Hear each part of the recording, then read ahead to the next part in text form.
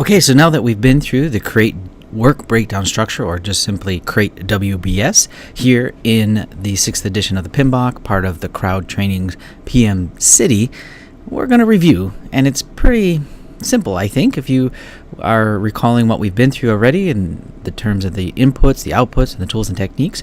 It's pretty straightforward, but let's review. First, we were having the plans, right? If we don't know what to break down or what we're planning for, well, that's kind of hard to break anything down. So we have to use the project management plan, which, as you know, I like to draw the file folder with all the different files because it is all the different plans, including the scope, obviously, because this is in the scope management knowledge area. The scope management plan is going to be one of them, but really you have to also consider resources and communications and all the other knowledge areas. Now there's also project documentation that is highly in use. Things like, well, the scope statement itself, the agreement of what we're going to do and why and how, and also some of the requirements documentation. Then you are a product of your environment, so all of your environmental factors, and so these are, I'm just drawing little buildings or representing sort of the enterprise, the industry, the organization that you work in. So enterprise environmental factors.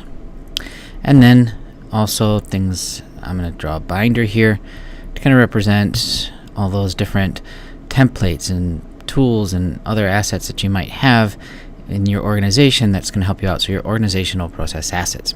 And those are the inputs. So pretty straightforward. Then going from there, we're going to look at the tools and techniques. Well, there's really only one main technique.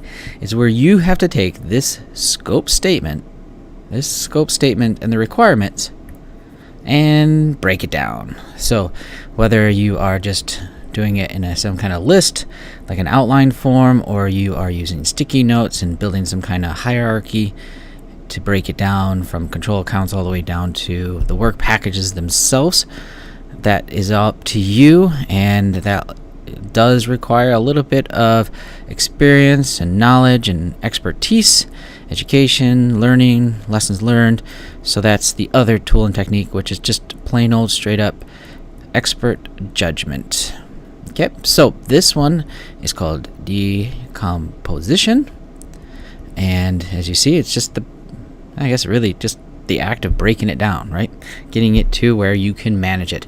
Now, this is 100% of the scope statement, so there's nothing being added here. It's just breaking it down. Everything that's been agreed on that we are required to work on in our project. And so, as an output, we are going to get just a couple things.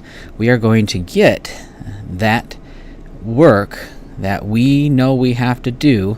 I'm just going to draw it as a bunch of, pretending like these sticky notes now are being just posted on the wall.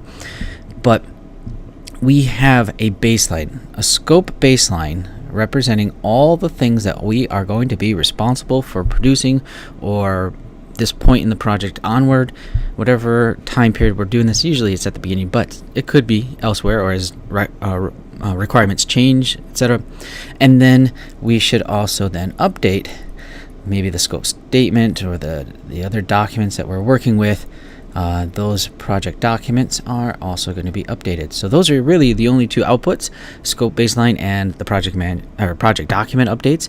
And then the two tools and techniques, decomposition and expert judgment, and then for inputs. And that is a quick review of the Create WBS process in the 6th edition from the crowd training.